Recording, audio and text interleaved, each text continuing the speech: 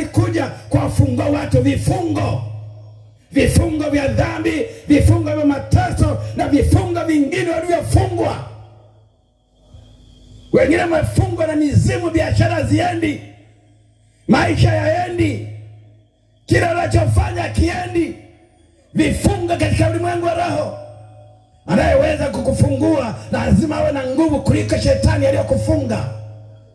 Mwenye nguvu kuliko shetani ni Yesu Kristo, mwana wa Mungu aliye hai. Jina la Bwana libarikiwe. Jina la Bwana libarikiwe. Yuko katika viwanja hivi. Yupo, njoo mpaka Jumapili tutakuwa tunakuombea. Ukikubali, ukiamini, Yesu atakufungua. Yule jamaa Yesu akamhurumia. Huyu ambaye amepoza, hakutoa fedha yoyote, hakutoa shekeli yoyote, lakini Yesu kwa upendo na huruma zake akamponya completely, akamponya kabisa. Yaani kutoka kupoza na bebwa, ameleta pala na bebwa, kutoka huko yeye mwenyewe ndiye akachukua godoro anaenda nalo nyumbani.